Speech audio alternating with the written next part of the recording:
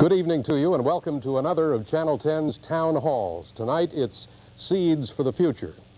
I'm Dick Cable, and thousands of American farmers are so deeply in debt that they cannot pay their bills. Tonight we're going to talk about our farmers, their problems, and their future. I'm Catherine Kiefer in Woodland. We'll also be talking about how the value of land affects farmers. Jennifer Smith and Karen Carlson will also be joining us and helping with the program from our audience here. And Jerome? Dick, I'm Jerome Great in Stockton, and the most costly farm bill ever was just signed. But what will it really mean to our farmers? That's a question you'll have a chance to make input on tonight as well, and we invite you to telephone the broadcast during the next hour and a half at 448-4483 and ask questions or make comments about our program and our participants tonight. Remember, we are not just talking about our farmers tonight, we're also going to be talking about you and me. We all have a personal stake in our farmers' problems. Tonight you'll find out some of why that is so. So stay tuned for all of that and more next on Town Hall. The State according to Willie Brown at 11. The advantages of going to a community college? You learn job skills. It's a real college, strong in academics. You get a real education. Skills like welding, bookkeeping. After 2 years, I'm ready for university. Data processing, electrical engineering, medical technology.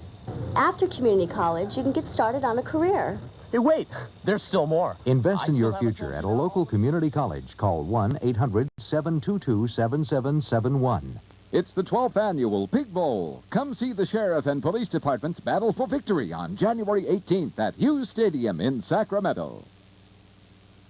The New York Daily News says Faith Daniels is smooth and authoritative.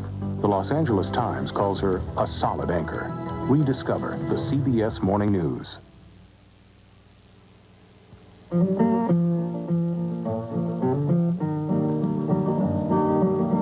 This land is your land, and this land is my land. From the California to the New York Island, from the Redwood Forest to the Gulf Stream waters, this land was made for you and me.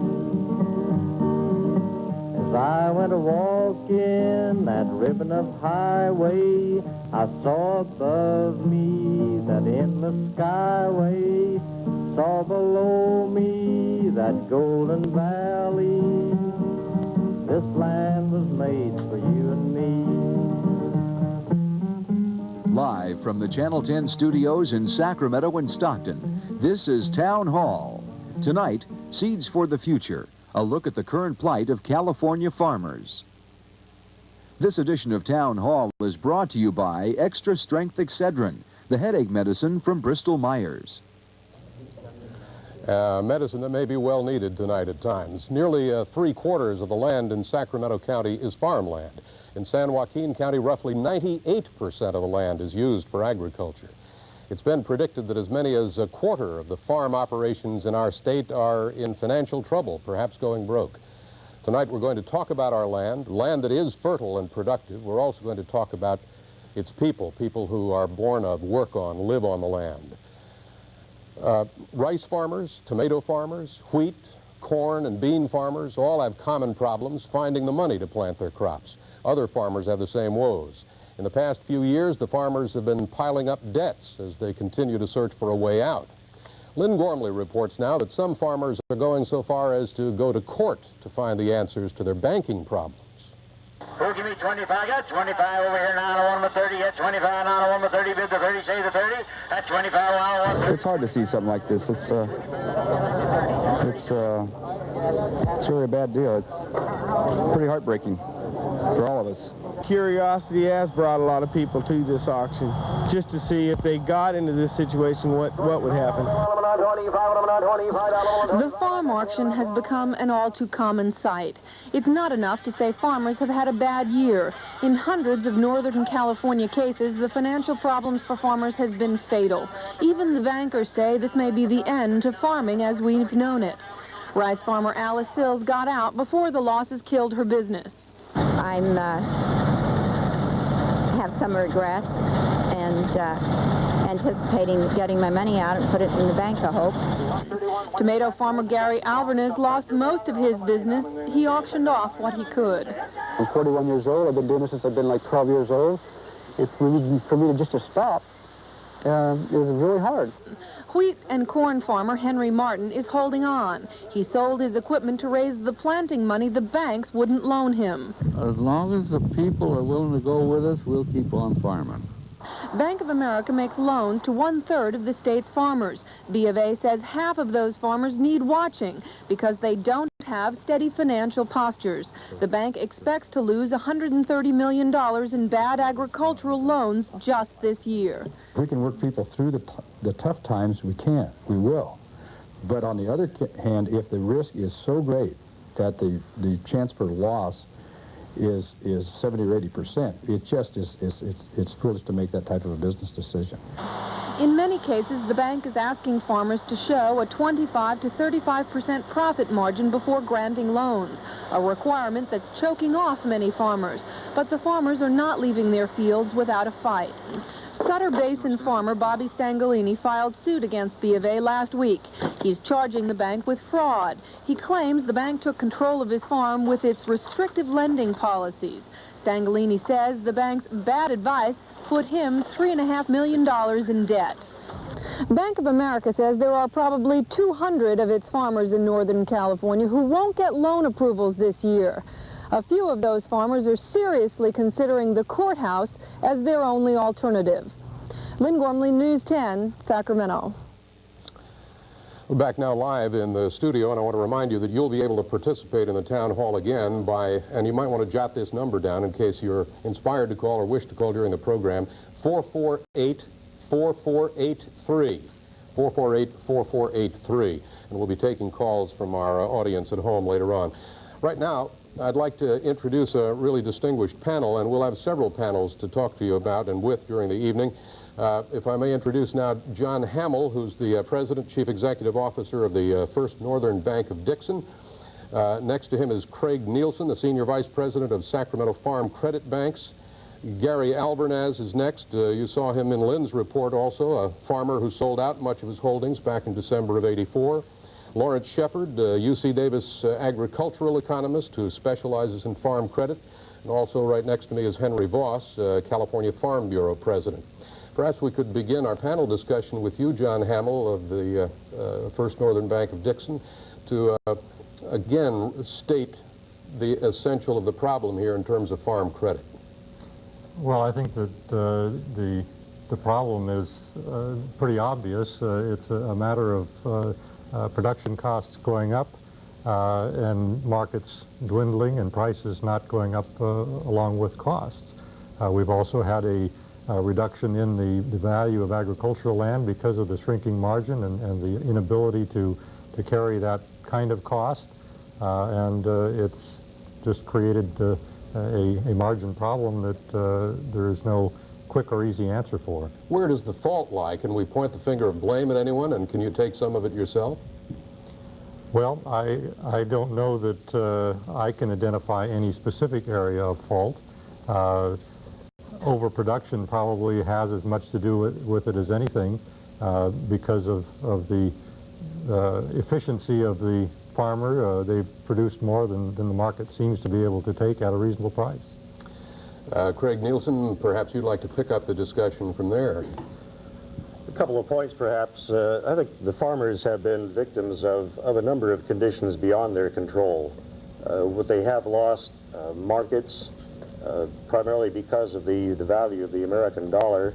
This has affected their export markets, and it has provided competition from various imports that compete here in the United States with their product. Combined with the high interest costs that they have had to pay here over the last several years, these have been serious factors for them. Indeed, and the discussion probably particularly painful to you, Gary Alvarez. A lot of these things came together for you in late '84 and reduced your operations, which had been a family farming operation of considerable size for quite a long time. How did it hit you? Well, Dick, you know, it's pretty devastating. I'm a third-generation farmer. And You know, basically when you come from the dirt, that's about all you know. And I guess the good Lord just gave me a little foresight and said, hey, it's time to get out, which was very hard to do. And I didn't want to. Still like to get my hands back in it, but I know at this time that it's not time to get back into it. Did you fall into the trap of the 70s there of borrowing a lot of money to expand your operations that seems to be the typical situation that hurt a lot of farmers? Yeah, I did.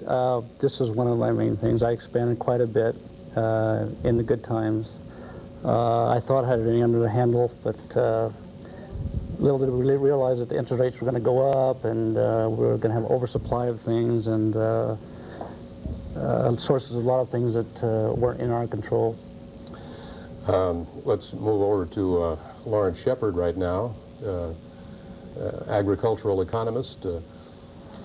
What caused this tremendous inflation in prices of land back there that seems to have been the root of so much of this problem, if I can focus on that? Well, I think there were several sources. There's no single simplistic answer to your question or to the broader question of what's causing the farm problem. To be sure, farmland got more and more productive in the 1950s, 60s, and 70s. One of the genuine accomplishments of American technology has been the productivity of farmland. That justified higher farmland values. Beyond that, it became, I think, a self-perpetuating thing. In the 1970s, farmland appreciated at 25% on a compounded annual basis in the United States, just an incredible increase. The farmers had an opportunity to borrow at real interest rates of 1 or 2%, nominal interest rates of 7 or 8%, and many of us would have faulted them had they not borrowed. So they borrowed at low rates into an appreciating market, and then things turned around. In fact, many of them were actively encouraged to borrow, weren't they? Yeah. One reads that. Henry Voss, the Farm Bureau, how about capsulizing it from your standpoint? I think you have to look at it over a period of time, and in the 60s, agriculture was basically on a cash flow borrowing basis of whether it was land expansion or production. In the 70s, we came into asset borrowing with the expectation that inflation would go on forever. Double-digit inflation took care of many of the problems. People made the right decision in the 70s to find they were wrong in 80.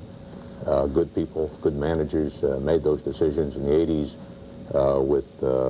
and I don't believe anybody in 1980 believed that inflation would fall down to 3-4% level where it is today so quickly. Land values have gone down, the problems of world economy, lost markets, strong dollar, a combination of items, but I think there's plenty of credit out there today, but we're back to cash flow borrowing or lending, and many of our operations won't cash flow today to take care of our financial needs, and therefore there isn't credit for those who can't show that. Members of the panel, I'll get back to you in a second, but we're going to switch our facility now to Woodland and Catherine Kiefer, where another comment is ready. Well, Dick, it's really interesting. I'm sitting here with a group of farmers from the area, and when Lynn Gormley reported the banks were asking for 25 to 30% profit in order to give out loans, they started laughing.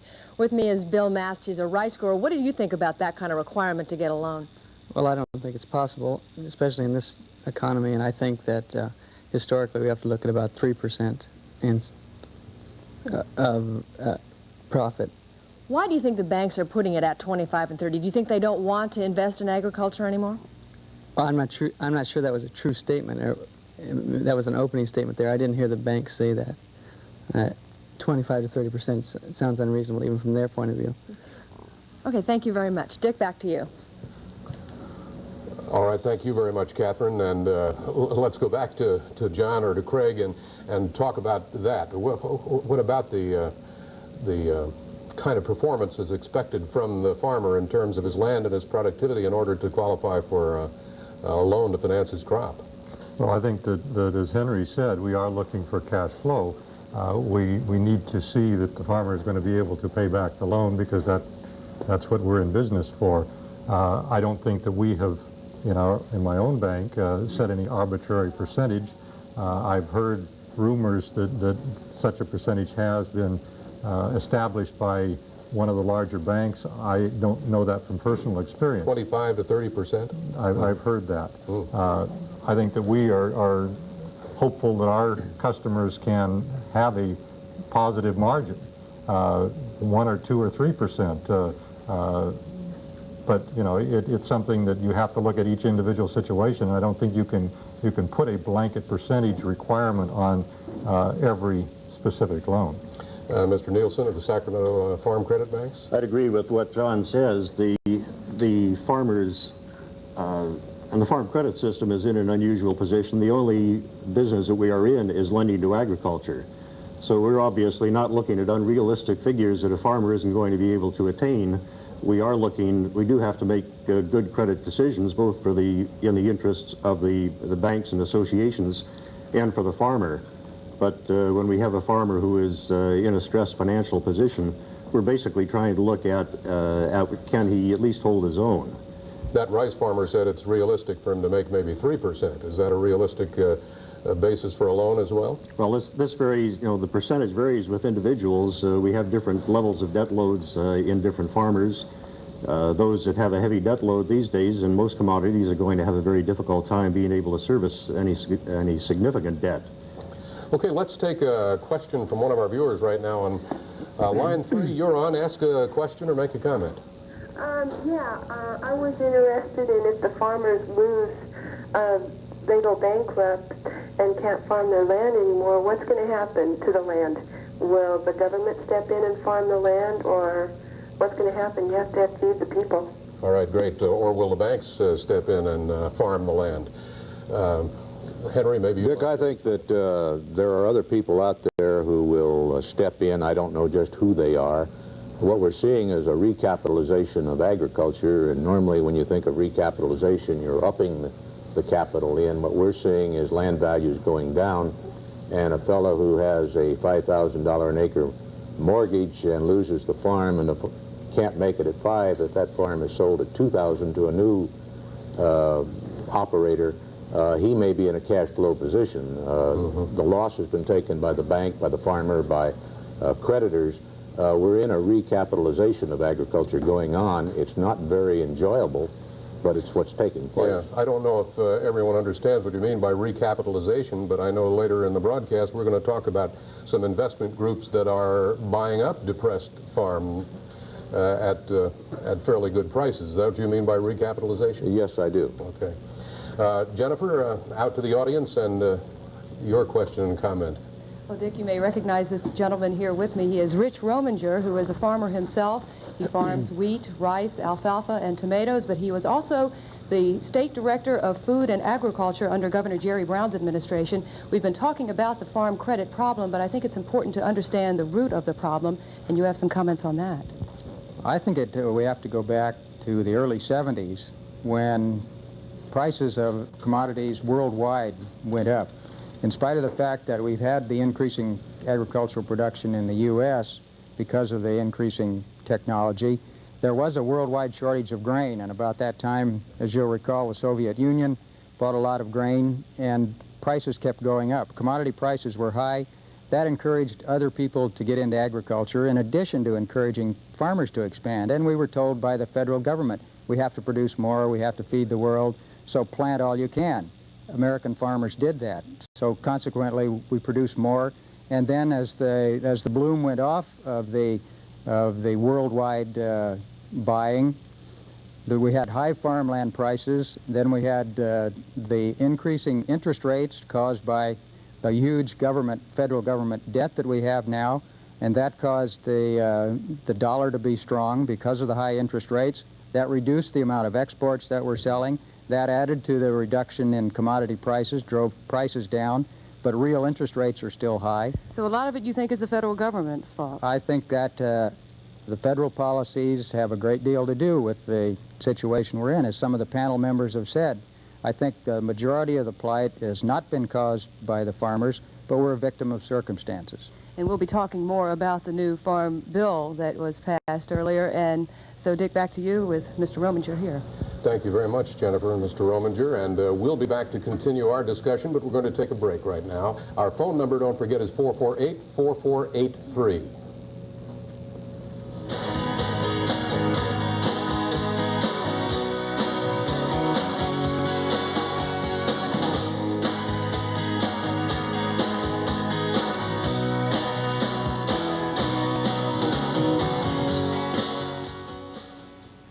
Barnaby Jones, weekdays at 3:30 on 10. I've got a headache this big, and it's got Excedrin written all over it. I've got a headache this big, and it's got Excedrin written all over it. Excedrin, the big headache medicine. More medicine than any regular strength pain reliever. The most medicine you can buy without a prescription. Nothing is stronger. I had a headache this big, but I took Excedrin, and it's gone. Excedrin, from Bristol Myers. Excedrin, the headache medicine.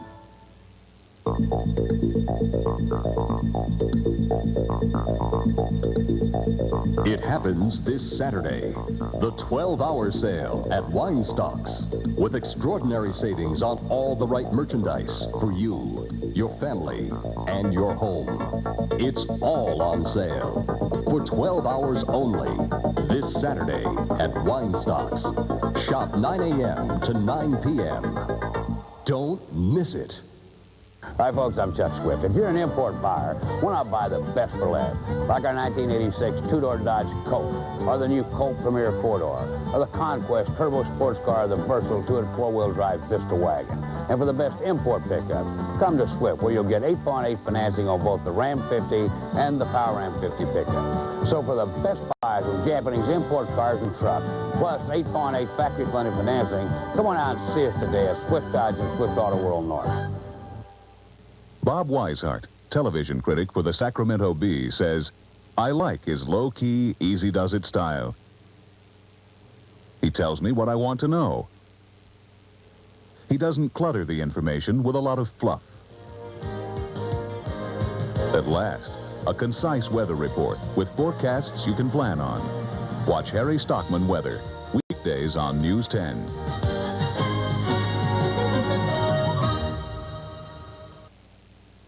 This is our live town hall, Seeds for the Future. We're talking about farming in California and to some extent in the whole country. And we're in several venues, Stockton, Woodland, and here in Sacramento with experts, with farmers principally, with farm bankers as well. And we're going to Catherine Kiefer in Woodland right now. Catherine? Well, Dick, we were just listening to that history of how we got in the situation we are right now with farming, and I have some farmers here who have some thoughts on that. I'm with Harry Dewey and Stan Lester. Stan, what do you think about federal programs? Have they really undermined farming in America?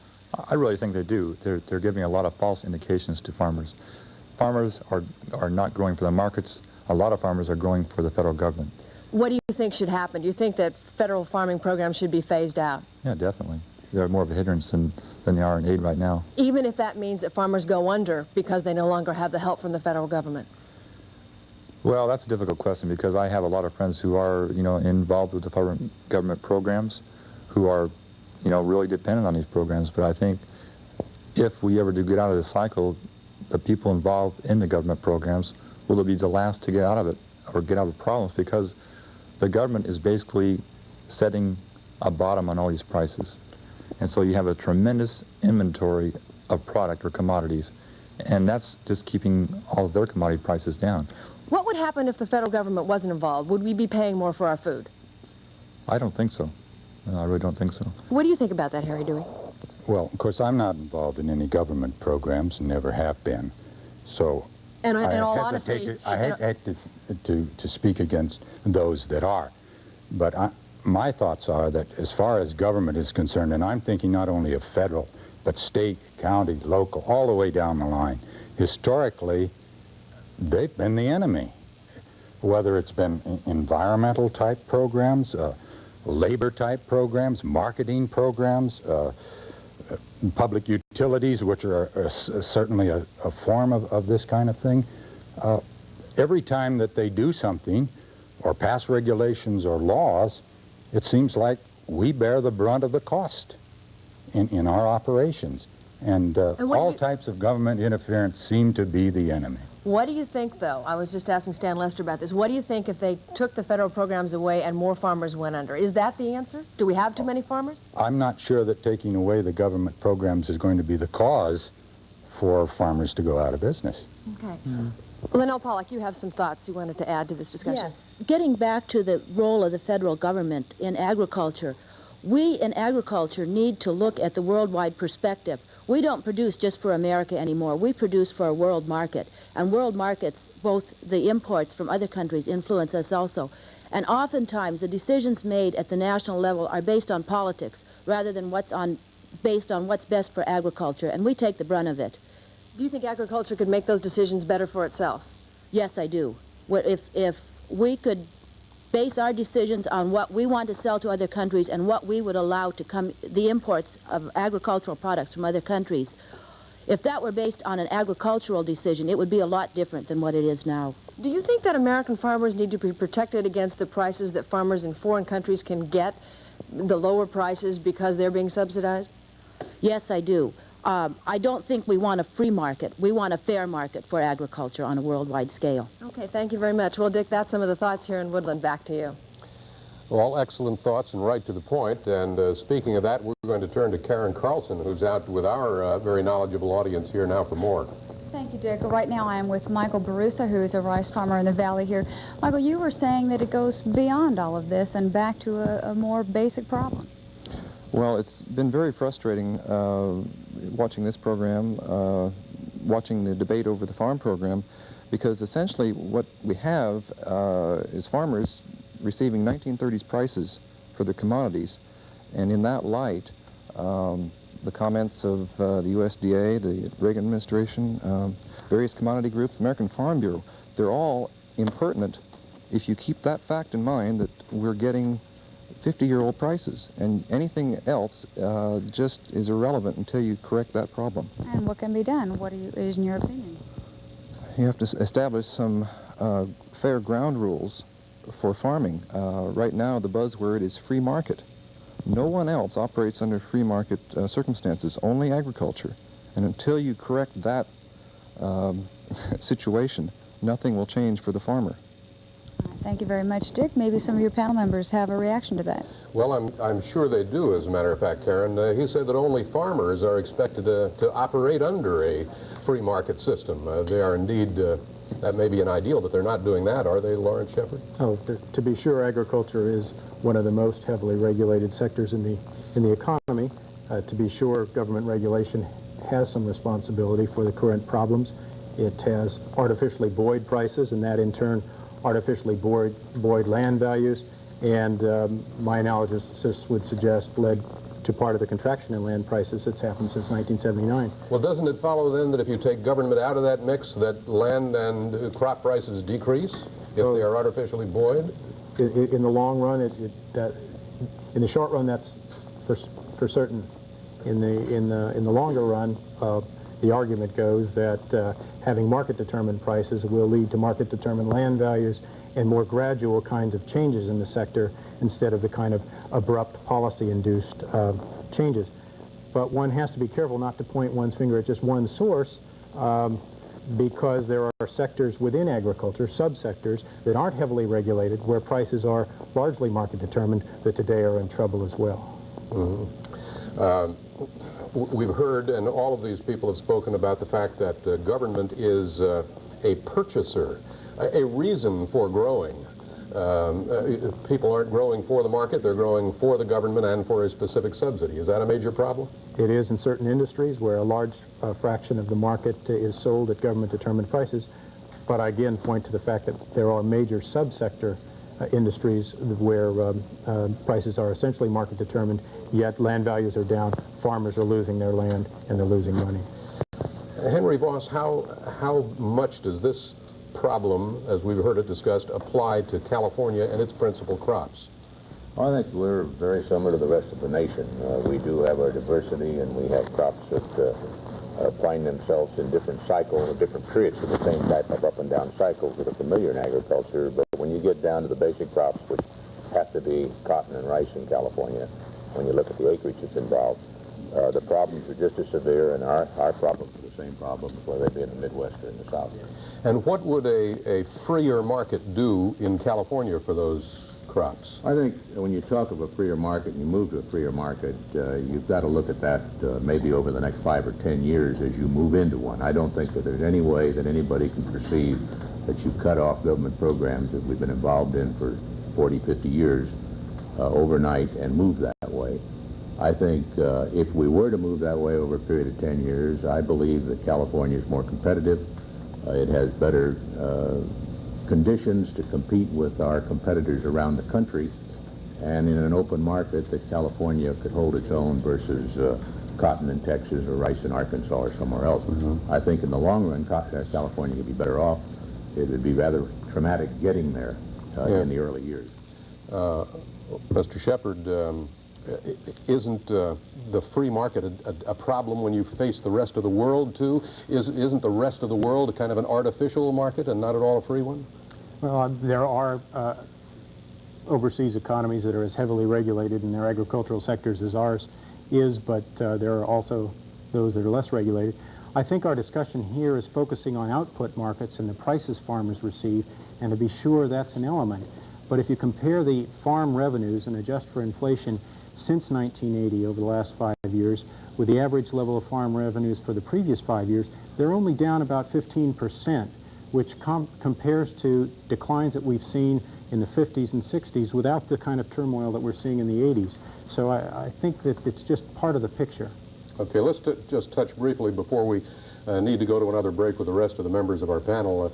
Gary, how might all of this have affected you? Has any of this talk about free market applied to anything that happened to you in the last 10 years?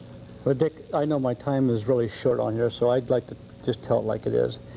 I don't think there's a farmer in the United States that likes to be on any kind of a government program. A government program is a welfare program, and I don't know anybody that makes any money on welfare. I was on the PIC program, and basically it was describe PIC for us, so some people don't know. The PIC program basically was a set-aside program. You planted so many acres, and you got paid back in kind, might have been corn. That's the payment in kind, right. I don't know all the fundamentals of all the bills. There's so many of this and that. Sure, get back to your point. We don't want we don't want to go to the government for no help. We want to be self-sufficient within ourselves. It's a welfare program, okay? The farmers want to make it on themselves. It's a disgrace. It basically is. I mean, the farmers are like a lot. They're proud people. They want to be able to make it on their own. They don't want to go to the government for any help. They want to make it on their own, okay? The answer to that is, I'm not really sure what the answer to that is. Okay, we're oversupplied. We've lost a lot of export market. I know I'm shooting off my mouth a lot here, but I'm telling you, as a farmer standpoint of view, we've lost our export market. We're oversupplied. We've taught technology to these other countries. When we were exporting to them, now they're exporting. Just like Mike Brusso said, we're getting the same prices now as we did 50 years ago. Our repairs and maintenance have doubled. We're a victim of circumstances.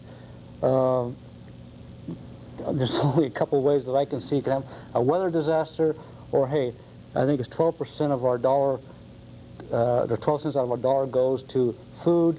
Why not up that 1%? 1% would make it or break it for the farmer.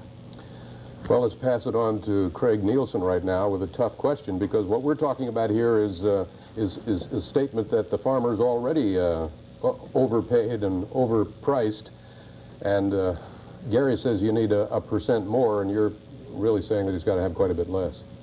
How can we save the genius of the American agricultural producer? Well, it's a very complex question, and there's no pat answer to it, obviously, Dick. The whole agricultural economy and every business that's associated with it, such as we are, is dealing in an economy that has been bolstered by these federal programs, and economically, it probably doesn't make sense. We probably all feel more comfortable if we were dealing in purely economic terms and had a more market-oriented approach.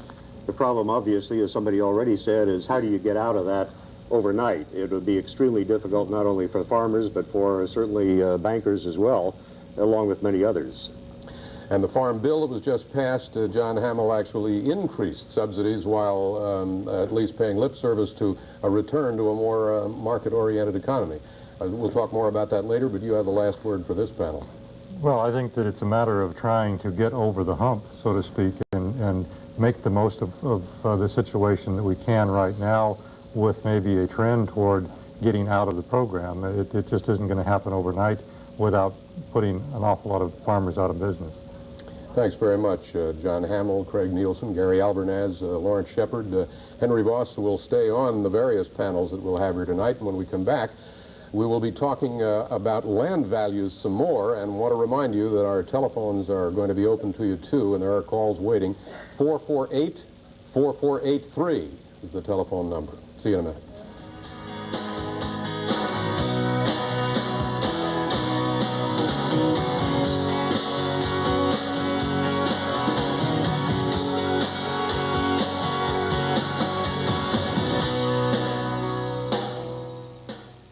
Hazards of the open road on News 10 tonight.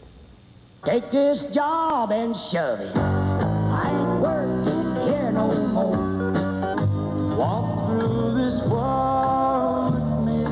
There goes my everything. Country Stars on LP, the most complete collection ever available on television. 62 full-length hits by the superstars that made them great. Dream on, teenage queen, prettiest girl we've ever seen. There'd be no truck drivers if it wasn't for his trucks.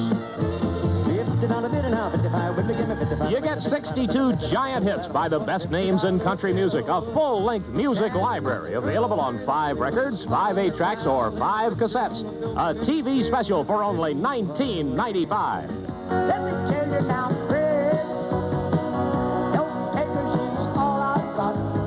And went back to the wild side of life. 15 years ago, so don't be angry with me, darling.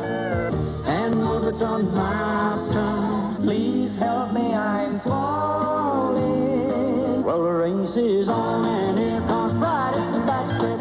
Heartaches going to the inside. Our old angel. Country Stars on LP. 62 all-time great hits on 5 records, 5 8-tracks, or 5 cassettes. Your satisfaction guaranteed by Gusto Records. To order COD or credit card, call toll-free 1-800-453-3301. That's 1-800-453-3301. Or save COD and handling charges by sending $19.95 for 5 records, 5 8-tracks, or cassettes to Stars. Box 8530, Nashville, Tennessee. That's Stars, Box 8530, Nashville, Tennessee. Town Hall, Seeds for the Future, continues now live from Sacramento, Woodland, and Stockton. 1985, as you've heard, has been a bitter year for farmers in their land. Let's go to Catherine Kiefer in Woodland now for more. Catherine? Well, as Dick, as you well know, our state has some of the most productive land in the entire world. But one of the major things hurting farmers is that the value of that land has been dropping over the past several years. Many farmers have had to borrow money on their property just to keep farming, and in many cases, that was when land was worth more than it is now. The problems increase when the value of the property is worth less than the loan taken out against it. We have with us tonight John Carafellis, who is a sheep rancher and a farm realtor, so you really know both sides of the issue. I know we've been talking about it throughout this program. Why do you think farmers are now being forced to sell? Care and the debt service that they're handling on the acreage that they purchased at $500 and $5,200 per acre, an inflated price that originally started out at $1,000 in the early 70s and worked its way up to $5,000, $5,500. The commodity prices dropped. The interest rates went up. They're in trouble. I know we've been talking about blame a lot during this program. Where do you put it, or do you share it? I'll share it with everyone else. Things were going good. Farmers, to save money on taxes. With our tax structure the way it is today, we had investors coming in, buying this property. We had doctors who were making money. Instead of paying Uncle Sam their share of their taxes, they were buying orchards for depreciation purposes. They drove the prices up along with foreign money that came in and bought some of our farmland here in Yolo County. Consequently, the land prices got carried out of sight. You can only make, if you put a pencil to it, about 3 or 4% on your investment. And nobody today wants to get into it, even at $2,500 an acre. But those investors weren't looking at the profit. They were looking at capital gains. They were looking at capital gains and depreciation, and they were living off of that. And when the property was appreciating as rapidly as it did, they were making money also. Do you think laws should be changed to discourage that kind of investment in farming? I certainly do. I certainly do. We're also going to talk to Burnell Harlan, who's had some personal experiences with the value of land that you've bought. What happened to you? Well, I was one of these examples that John was just talking about. A few years back, we bought a ranch that we had been farming around 3 sides of it for 30 years and finally had an option to buy it. And I talked the corporation into buying it, paid $5,000 an acre for it, and find out today that it's only worth about $2,500 an acre. Would you sell it today if you could at $2,500? No, we're going to be able to service a debt on it, but I feel rather stupid. Well, that's sort of an interesting admission on television. What would you do to change that? What kinds of changes would you like to see to prevent others from falling into that trap? Well, I don't know if there's anything you can do to prevent people from falling into that trap. If you knew what was going to happen, it'd make it very simple. But, of course, that's looking back, and we don't always have the option to do that. Yeah, 20/20 hindsight is marvelous. You can use it. What do you think about blame? Do you put blame in any particular area, or do you think it's shared? Well, I think it's we're all to blame. You know, a lot of people call it greed. I happen to think that at the time we made this purchase, that it was a good purchase. That it would work out well for our economic unit. Today you wouldn't do the same. I would probably have a different opinion. Okay, thank you very much. We're going to go back to Dick in Sacramento now. Dick? Thanks very much, Catherine. And I'd like to briefly, before we continue with the questions, statements, and answers, introduce to you 2 new panel members that we have up here joining us as we talk particularly about land values now, including William Penn Mott III. He's president of Ag Land Investment Services, and his company is fairly actively buying up properties now when you can get them at a good bargain. May I stop with you right there, Bill, and ask if that is the case? Well, we are laying plans for acquisition of land. We have long felt that agriculture is the only industry that does not have access to outside money. Often this is it's considered bad for outside money to come into agriculture, but we think it's a real weakness. Agriculture is a major industry in the United States, but it has no access to the capital markets except loan money, and we have seen what loans do to agriculture in poor times. You're part of what Henry Voss was calling the recapitalization of agriculture. Correct. We feel that investors who own apartment houses or shopping centers, who are maybe facing 20% occupancy rates, are having a tough time in some of those industries, can find happiness in ownership of agricultural land for the long pull. Now, you're out bargain hunting, I assume, then, looking for lands that are priced right, and some of these things were 15,000, 16,000 acres in the 70s or something there, as the gentleman just said, from Woodland down around 2,500. Is that the level at which you're buying, or what? Well, land has to be purchased that will show a return to capital, 10, 12, 13%. We see probably more opportunities in the Midwest now. I think they are ahead of California in the downward cycle, but very good Iowa land can be purchased that will return 8 to 9% return. And may I ask you what typically you might pay an acre in Iowa? $1,400. Yeah, the $1,400. Let me move on to Jim Ellings. He's in a real estate business, Agriculture Industries Incorporated. You're involved in the sale of some farm properties. Yes, we have been in that business since 1977. We're also a farm management firm. This is the basis for our day-to-day living, but we are involved. The company's a real estate brokerage, and we do sell real estate. We have some clients that are in the market for real estate. Well, I know you're sensitive to the land values issue, and we'll get back to you with more on that coming up. If I may, let me go and take a telephone call from one of our viewers on line 5. You're on with a question or comment. Go ahead, please. Yes. In discussing the farm problem with various people, the question invariably comes up, what is happening to the land when the farmers lose the land, when they foreclose or when they have to sell? Are foreign investors buying up our farmland? By foreign, do you mean out of country? Yes. Okay. Let's find out. What's happening to land that is foreclosed on or lost by the farmer? Larry Shepard is back from our original panel here. Agriculture economist UC Davis. You want to answer that one? Well, let me make 2 points. First, the land continues in production. Banks take it over and farm it and then try to sell it.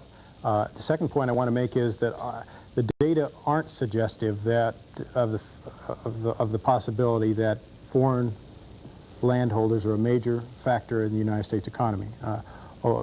Fewer than 6% of the acres in the Midwest are held by foreign investors.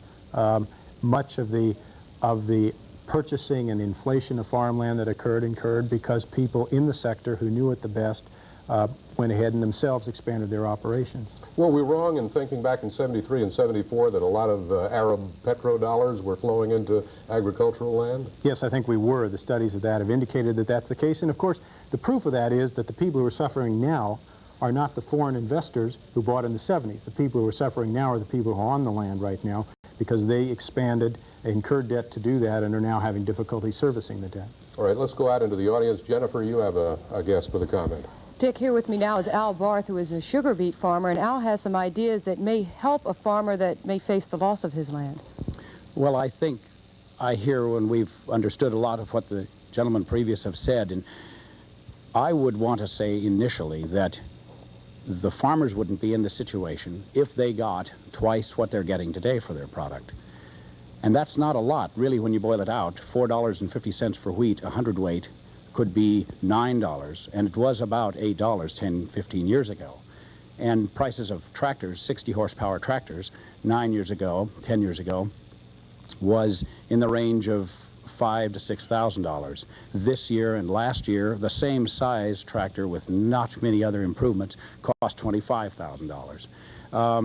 The problem, I believe, is if we got more for our product, and I'm not asking for government programs, but I am asking for the government to protect us, as we've alluded to previously, in the foreign marketplace. Protect us against the high tariffs charged by Japan and the European Common Market. And if these protections were in place and we were able then to get twice or more for our product, you wouldn't even see this problem at all. And the better part of that would be the farmers would be buying the property and they'd be staying on the property. They'd be performing and keeping their economic units solid. Farmers rather than outside investors. Indeed. What bothers me the most is to see us taking a beating at the home front, turning around and getting our land bought up by foreign investors that have made a lot of money by their cheap production in the Asian area possibly, and coming back here with cash money to buy this ground up.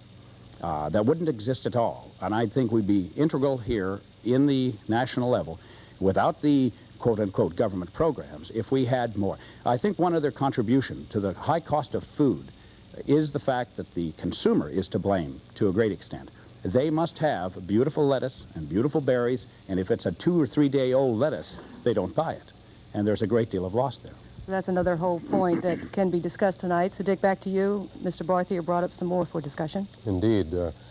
Important questions for all of us. We're going to switch now to Karen Carlson, who has more for us. Dick, I see some hackles rising in the audience here when we start talking about foreign investors and other investors as well. Susan Pelican is with me. She's a farm wife from Woodland.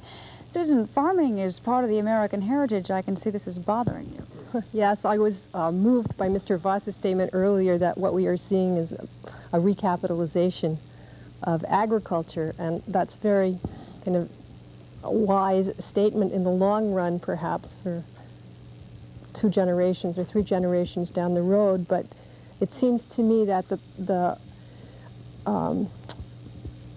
consequences of this to us personally, to people on the farms actually, is what we really need to talk about. For example, is it not the case, Mr. Voss or other people in the panel, that this kind of dislocation that we seem to be experiencing in agriculture, that is a good portion of people going out of business, are we not, first of all, losing a pool of expertise and agricultural experts, people who go out and earn a living farming? And is this not a loss to the American sector. Yeah, Second, I have two other consequences which seem important to me. One is that in the short run, at least, it makes it impossible for anybody who does not actually own their own land to farm competitively. All these people we talk about as not being able to, quote, service their debt. Those people are at a real disadvantage, and they are the ones who are dislocated, and as a result, only the people who have already established their own farms are in an advantageous position, and perhaps only those people will be able to continue to farm as farmers.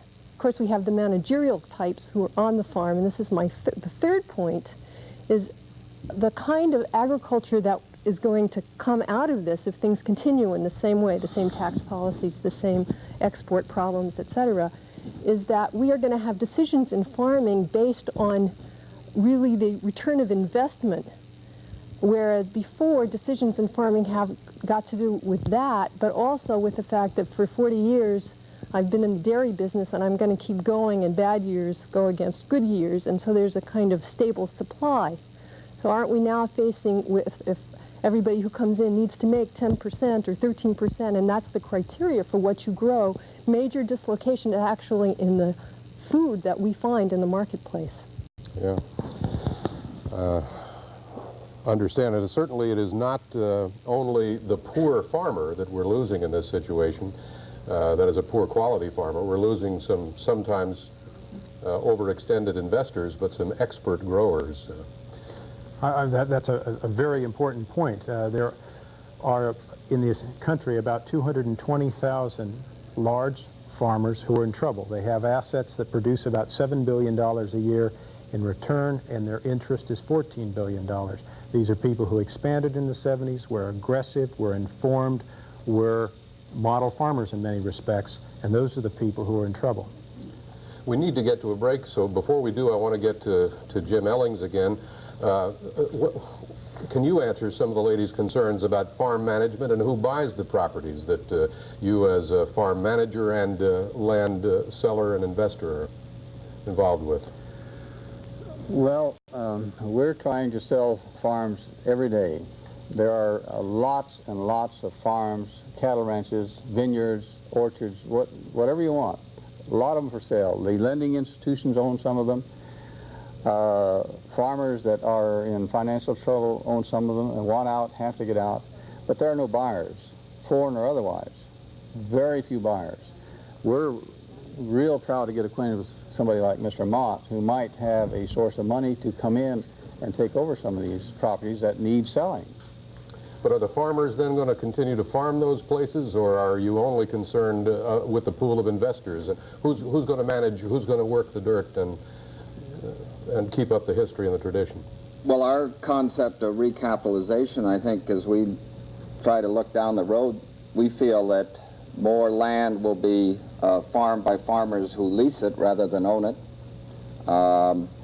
Just as Safeway stores owns very few of their stores, they lease those stores. Their expertise is running stores.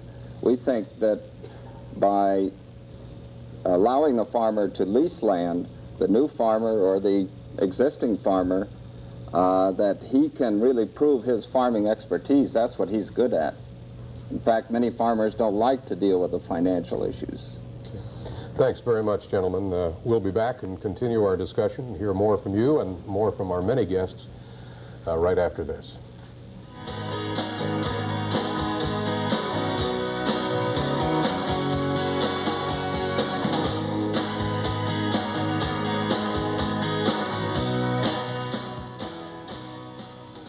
Let's Make a Deal, weekdays at 9:30 on 10. I've got a headache this big, and it's got Excedrin written all over it.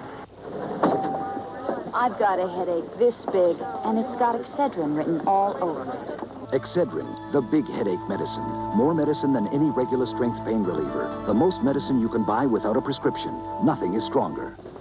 I had a headache this big, but I took Excedrin, and it's gone. Excedrin, from Bristol Myers. Excedrin, the headache medicine. Why is everybody talking about Curry's giant clearance sale? 2 reasons, quality and price. And now, during Curry's inventory reduction sale, you'll discover quality furnishings at exceptional savings. Beautiful designs for every taste, elegant and sophisticated. Mine's the casual look, warm and inviting. I love the country style for that old-fashioned comfort. Come in now during Curry's inventory reduction sale. It's your chance to find quality home furnishings at a very pleasant price. Big savings at Curry's. I'm about to turn the world of hand lotions upside down. This is the best-selling lotion. Thin and runny. Compared to this, Wondra. Watch this. Wondra is rich and creamy, full of the good stuff to help hands get softer and smoother. A clinical test against the bestseller proved Wondra works better. So, the choice is in your hands. But I'll take a lotion that's rich and creamy over one that's thin and runny, hands down. For softer, smoother skin, rich and creamy Wondra wins, hands down.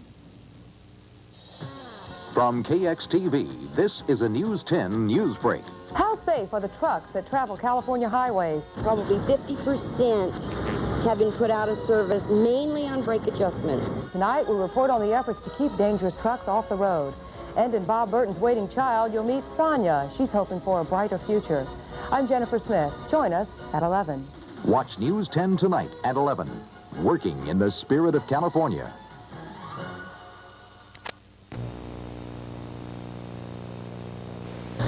Well, we have so many people who want to say something and have something to contribute, both in our audience, on our panels, and the phones, that my head is spinning, I must say. But I think we'll go to the refuge of the telephone call right now. And line 3, you had a question. Would you go ahead and state it, please? Yes, in regards to the loss of the farmer's land to the banks, I was wondering if the banks and mortgage companies make a factual appraisal of the property on that date, or do they make an appraisal on the value of the expected, I should say, the expected value of the property? And also, I would like to state a second question. Do you suppose that the unions have helped contribute to the raised price in everything, like the steel strikes, the labor strikes, and so forth? Okay, thanks very much. Some new issues, some new questions. Jennifer will go to one of our former panel members with some answers, perhaps. Mr. Hamill, perhaps you can address the first part of her question concerning the appraisal of the land. Well, I think that the land is appraised at the beginning of the credit extension. As we've heard tonight, sometimes the value of the land doesn't hold when the problem comes about that requires collection or foreclosure on the land. And I think then it's a decision of the financial institution that forecloses and becomes the owner as to whether or not they can liquidate it at the current value or whether they are unable to sell it. There are other factors. Mr. Hamill is the president and CEO of First Northern Bank of Dixon. Perhaps that answered her question. Dick? So the answer is that it's a depressing situation, not only for the land, but for the owners of it in that terrific problem. Karen, will come to you in just a second, but for the first time tonight, let's go to Jerome Gray in Stockton for some input from there. Jerome? Well, Dick, we have quite a few people down who want to say a number of things about land values. One in particular, Linda Lindbergh with the California Women in Agriculture. And Linda, what's your concern about land values? Well, I hate to hear the man from Ag Land Investments talk about coming in on our land and buying it up and putting us back as tenant farmers. It seems to me that that's setting back agriculture 100 years or more from what we've done the last few years.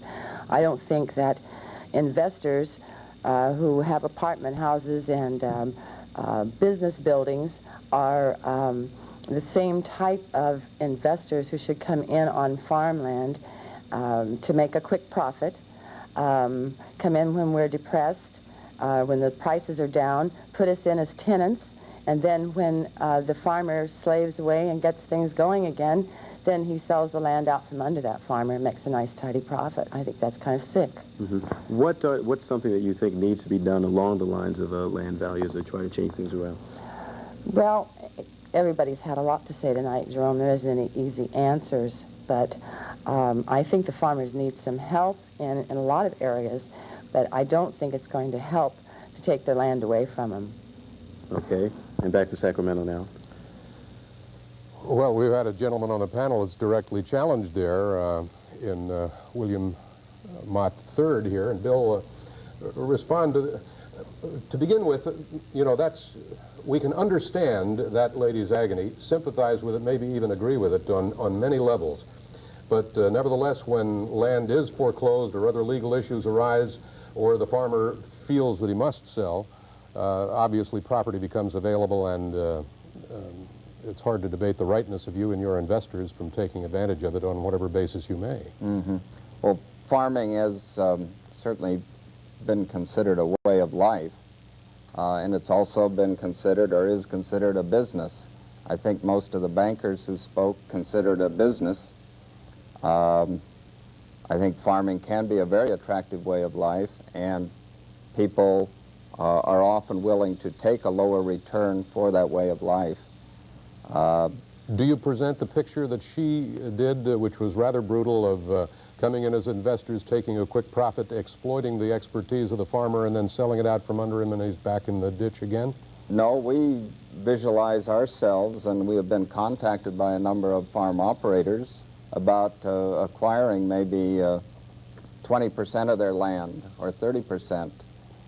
They would take that money that they got from selling the land, pay down their loan at the bank, and be feeling much more comfortable in sleeping at nights. Jim Ellings, this is your business too. I see you nodding approval.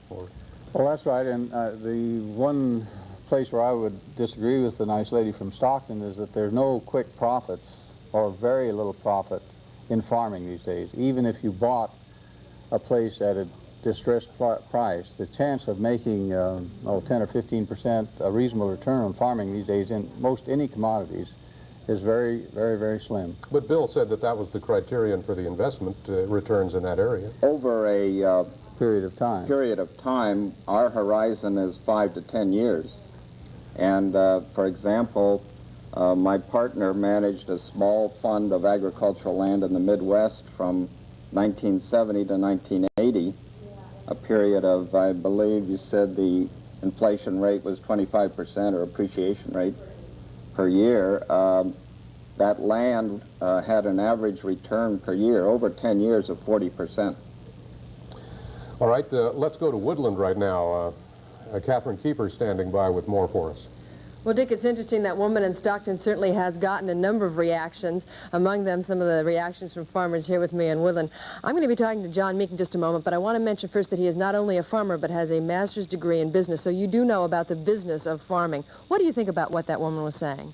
I think that she's a romantic. Farming is a business, and I think that it's become very clear in the last 5 years, particularly, and it's been apparent to a lot of growers for a period of time longer than that, that farming is not as romantic as it once was, and it is a business that we have to pay more attention to the financial aspects of the business than we have in the past. It's not just going out and putting seeds in the dirt and watering it and getting a crop and harvesting it. Do you think tenant farmers really are the answer then? To a certain extent, yes. Because they're not efficient enough farmers on their own? Not necessarily. I just think that in certain cases it's difficult for a farmer to realize the capital to continue to invest in land. Okay. Thank you very much. Dick, back to you. Thank you very much, Catherine. And now to Karen. Dave Forey is a farmer. We were talking before. You had some real objections to the corporate farmer that we were talking about. Well, the comment is that if we in agriculture have been willing to survive for 2 or 3% return on our investment for the last few years, and the corporate farmer is going to come in and require a 10, 12, 25% return on his investment, the price of food has got to go up. The price of food goes up, the housewife is unhappy, the consumer is unhappy, the politician catches all sorts of bad remarks. Politician does whatever they can do worldwide, in my estimation, to drive the price of food down. And from this, I would like to make a point that, in my estimation, food is a political weapon. It's a worldwide political weapon. And I'll use the most prime example of my generation, that's the grain embargo to Russia.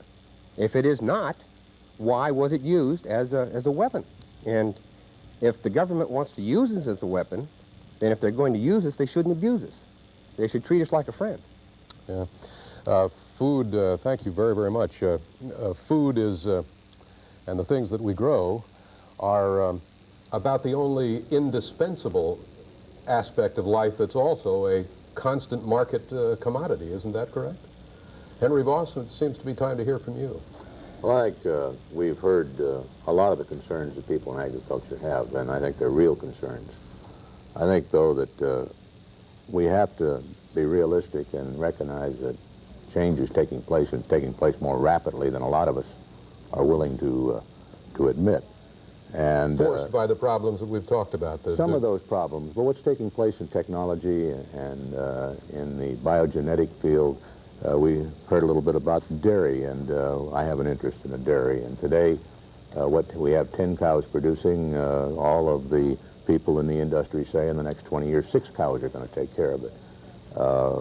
If that's the case, there just is no place for the same amount of dairymen there are today. The same thing is happening in other parts of agriculture. In fact, the Farm Bill's looking to buy out dairy herders. That's right. And we have to, I think, if we're going to be here 10 and 20 years, accept what the future holds, and whether it's having partners that supply some of the capital in the fixed assets so that we can be able to move fast enough into the new technologies to be competitive and be in the game.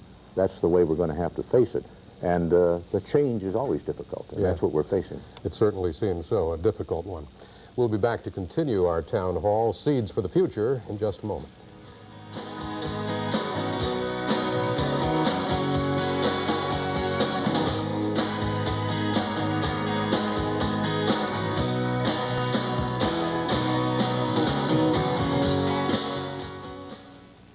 Meet 9-year-old Sonia in tonight's Waiting Child. I've got a headache this big, and it's got Excedrin written all over it.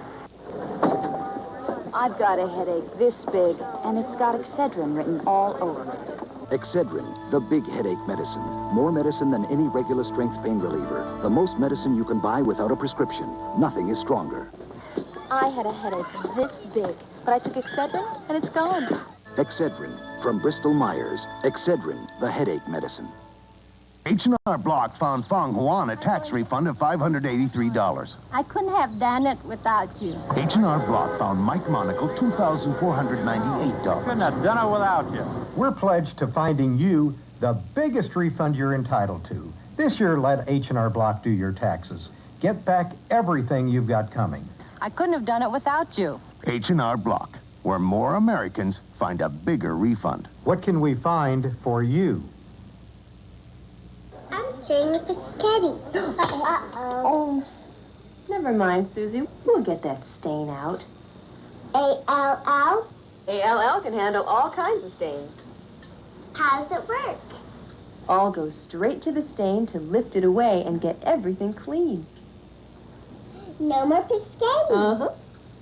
I still have one in my pocket. Lift stains away with concentrated ALL. Come to think of it, why do so many people shop at Pack and Save? It's big, it's clean, their prices are better. Best prices in town every day. Hey, your prices are really low. I don't know how you do it. And there's really so much to choose from. Your meat is excellent. A 24-hour super warehouse food store, it makes sense when you want to save a lot of money. It's a whole new way of shopping. Pack and Save. Start saving your money. Town Hall, Seeds for the Future. We're talking about farming. And the Farm Bill was one of the first pieces of legislation to be introduced into Congress last year, but it was also one of the final pieces of legislation to be approved. News 10's Jerome Gray in our Stockton Bureau now with more on the new Farm Bill. Jerome? Well, Dick, the massive legislation extends to revitalize everything from food stamp programs to foreign food aid. The entire project is estimated to cost about $169 billion over 5 years. Now, 1/3 of that, or $52 billion, will go towards crop subsidy programs.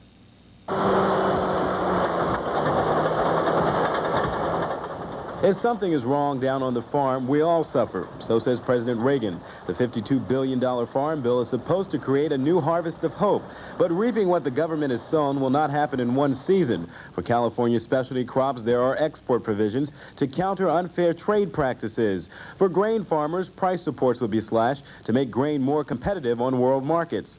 Essentially, the bill is designed to wean farmers from costly government aid at home and make them tougher competitors abroad. This weaning process will put some dairymen out of business. Last year, the government spent $1.5 billion for surplus dairy products. There's just too much milk. To cut production, the bill will encourage some dairymen to sell their entire herds, either for slaughter or for export. Dairy farmers will support the buyout by paying 40 cents for every 100 pounds of milk they produce during the first year of the program. I'm hopeful that the dairy industry will straighten itself out so that it can be a profitable business for myself and my family. John Hurdle grew up on a dairy farm. Now he has his own cows. There's a small 3 to 4% profit margin, but John thinks he can handle the 40-cent assessment. The problem is going to be is if they increase that to 80 cents or $1 or $1.20. And if it gets to that point, not only will I be not making any money, I'll be losing money.